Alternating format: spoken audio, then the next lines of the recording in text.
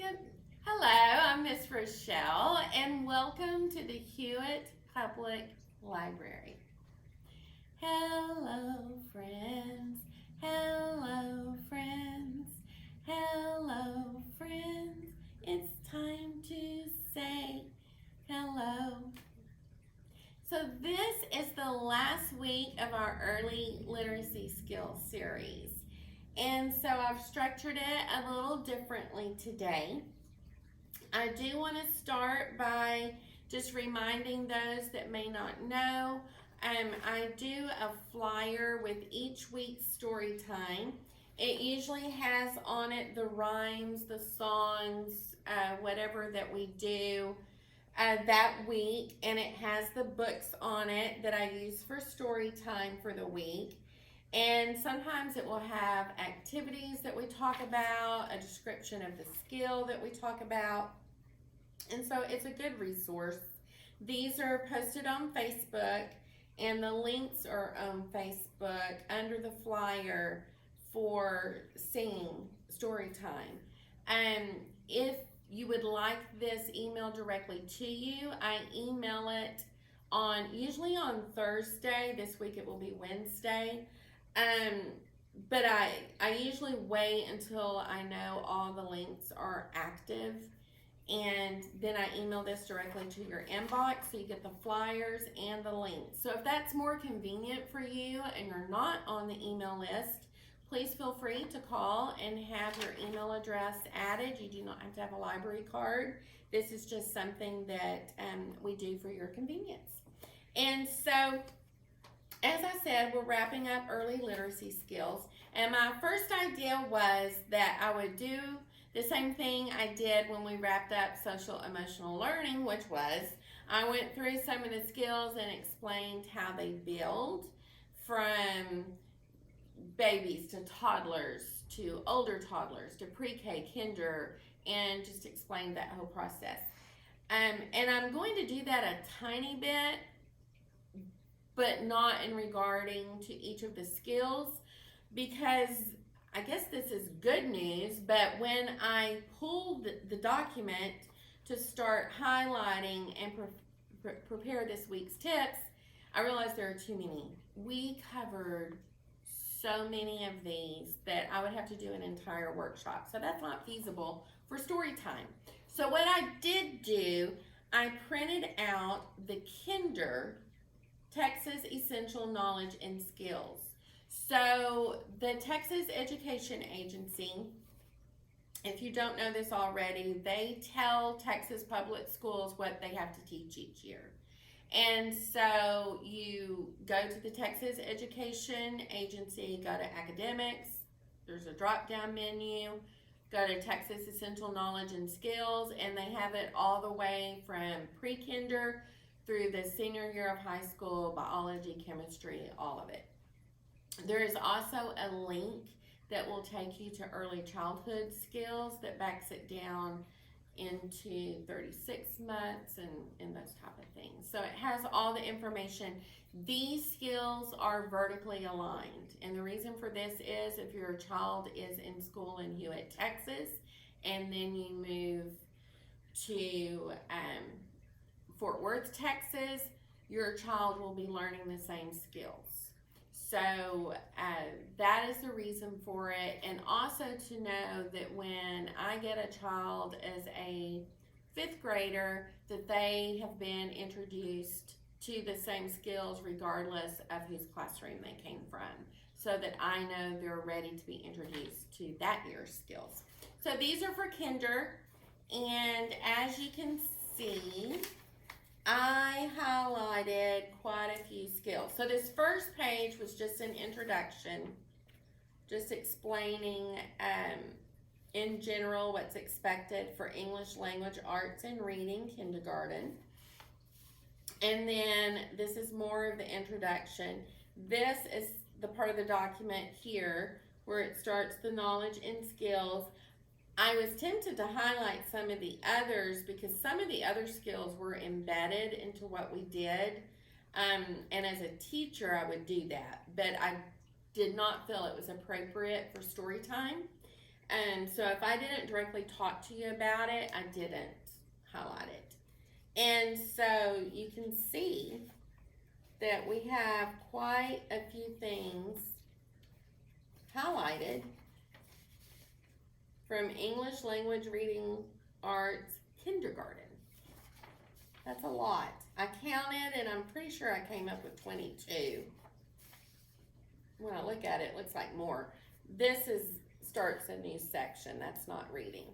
So I think it's 22. So we did good. We covered a lot of skills. So if you are following story time and trying to remember some of the things that we're doing, and so much of it just comes naturally. And if you're doing that each week, you're just doing a great job. And so I wanted to encourage all of you who have stuck with me for this series. What I did this week is a little different. I didn't research the books to fit a particular theme. I did what I would do as a parent when I have a child with me.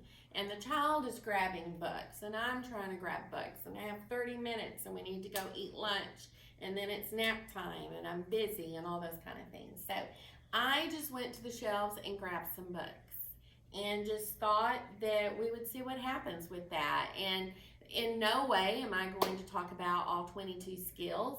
I'm just going to talk about what pops in my head as I pick up a book. The first thing that pops in my head is that one of the skills is print motivation.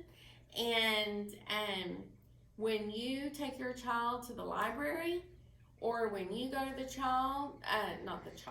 when you go to the library, whether you enter the library or go to our new curbside service, you are taking books to your child, and that's print motivation.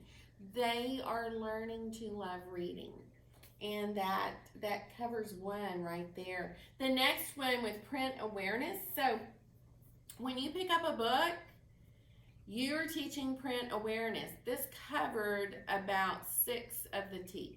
That's how important this is for kinder children. And so if every now and then, and when I say every now and then, I mean maybe every 3 or 4 books, or every book, if you will just say, this is the front of the book, this is the back of the book, this is the spine of the book. And if you don't want to say it every time, if you say it every few books, if you stop on a title page and read the title page, if you bring attention to the author, if you say the author wrote the words in the book, if you bring attention to an illustrator, they provided the pictures, then you're covering print awareness. And if you make a habit of talking about those things with your child and asking your child questions, what is this part of the book? The spine. And they'll be so excited. You can talk about their spine, and that word, that you have a spine and the book has a spine. So when you're doing those things, you've already covered print motivation and print awareness. This one is a book of shapes. Teaching shapes is important for many reasons. One thing that I think about with early literacy skills is that this is a foundation skill for learning letters. Letters have shapes. And so this teaches the idea that shapes exist.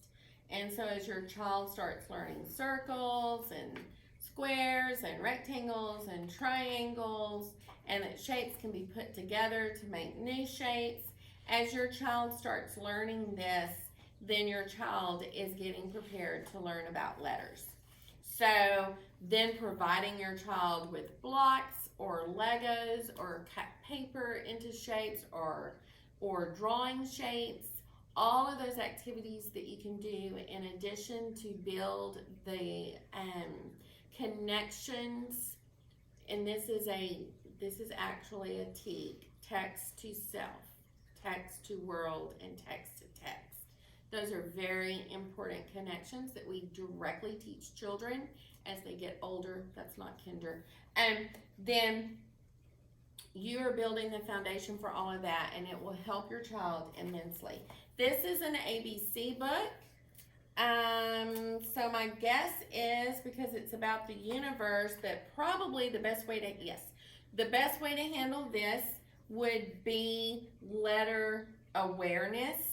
So they have nice big letters, so tracing that letter, paying particular attention to the first letter of your child's name. So my child is Jake, so we would talk a lot about the J. I would start looking for J in the environment as we go through the day. I would not use this alphabet book to teach phonological awareness, the sounds of letters, because E in earth, we need E, egg. So first we need to teach those beginning sounds, and then later they start learning how the letters around the pattern of letters changes the sound. But first we need to teach the foundation sounds. So I wouldn't use this one to teach sounds, but I would use it to teach letter awareness, and that these words start with that letter. And that helps bring attention to the words. This is a great book for vocabulary, orbit, planets, rocket, telescope. Have gibbles, nibbles, and pickles. And this book is a rhyming book. And so I might remember to emphasize the rhyming words. Gibble's belly starts to growl. This makes Gibbles howl. And those type of things. You can point, talk about the pictures. This one, Edgar Gets Ready for Bed. This is another excellent book for talking about your child's bedtime routine and building those connections between the book and your child's world. And it looks like some of the pages don't have words, so what an excellent book to just talk about the picture and to say, let's talk about the picture on this book. I don't see any words. And then on the next book, oh, this page has words. Let me read those to you. And what an excellent way to help your child learn that when you're looking at the pictures, that is different, and that what my caregiver is reading are the words.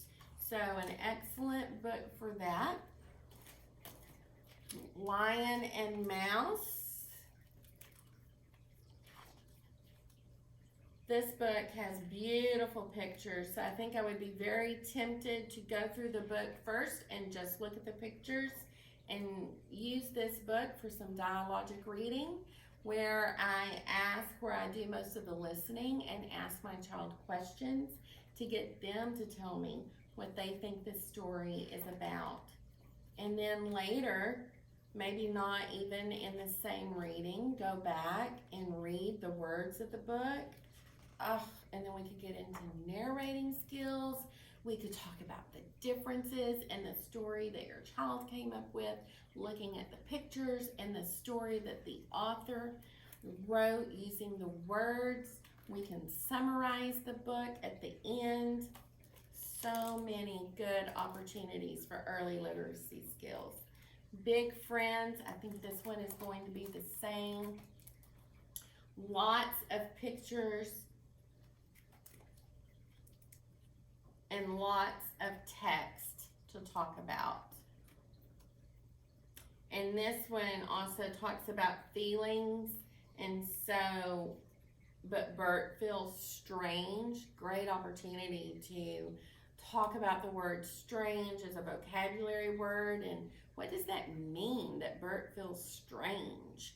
That's not a word we think of often when we're describing an emotion, especially for a child. So a good opportunity to introduce some more vocabulary, beautiful pictures to talk about, and then to narrate the story and summarize the story when you finish, or even after a few pages to summarize or let your child try to summarize what they have just read. Are you ready for story time? Are you ready for story time? Clap your hands. Are you ready for story time? Clap your hands. If you're ready for story time. If you're ready for story time. If you're ready for story time, clap your hands. Lion and Mouse.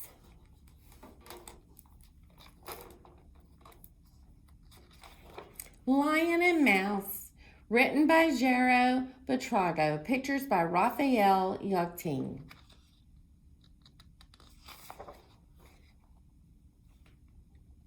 In the woods, there lived a very lovely lion who was like a son, and a small mouse who was a busybody and a glutton. One day, the mouse marched into the lion's house without being invited.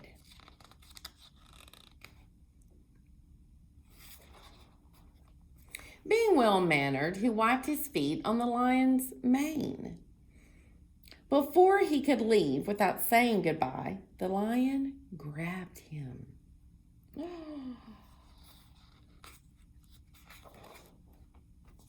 "Where are you going, breakfast?" the lion asked him. "Breakfast?" said the mouse. "Don't eat me today, please. I'm off to see my girlfriend." "Someone as small and ugly as you couldn't have a girlfriend." "But I do, and if you let me go, I might be able to return the favor."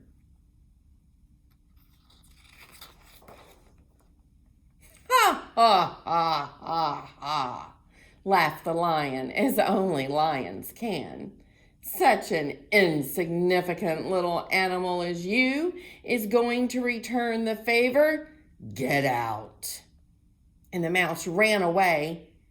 Insignificant means being of no use or importance. It is the most insulting thing you could say about a mouse. The next day, the lion went out for a walk and found a very handsome ham hanging from a tree.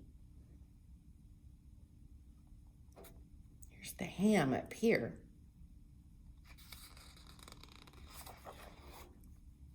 It was a hunter's trap, and he fell into it. In those days, people were foolish and hunted lions.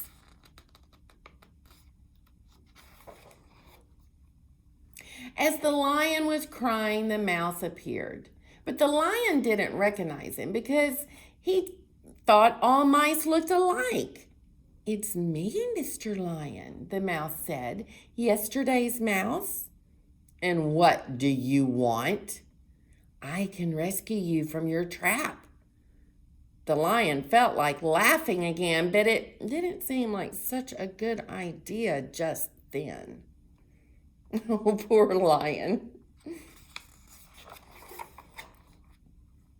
The mouse bit through the net that was covering the lion and freed him.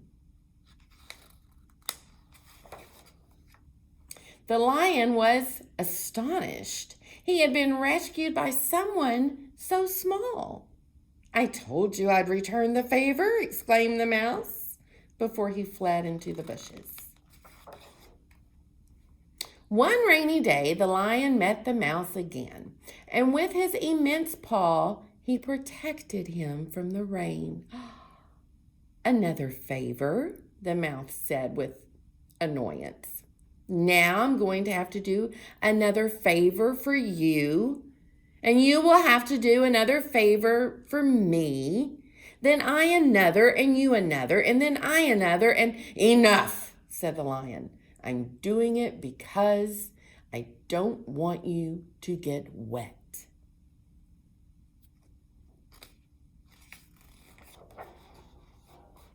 And that is how they began to be good to each other.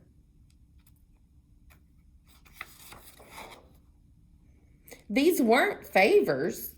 They didn't do this because they expected to get something back. They ended up living together in the lion's house because there was one room. There was more room than in the mouse's home. One day, the lion went up very, very close to the mouse to see him better. You know, seeing you so close up, friend mouse, you aren't at all, not at all ugly. They lived together nicely the rest of their days in the woods they loved so much. The lion walked through the bushes with his good friend Mouse sitting on his head.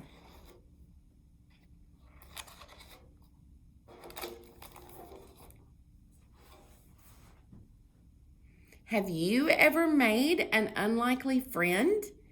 Someone that when you first met them, you didn't think you would be friends, and then you just became the best of friends and played and had the best time.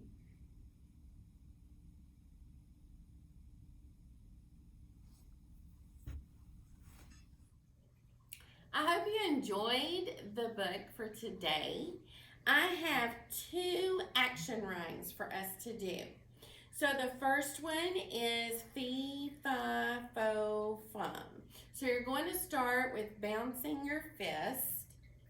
And this one teaches our fingers. These are our fingers.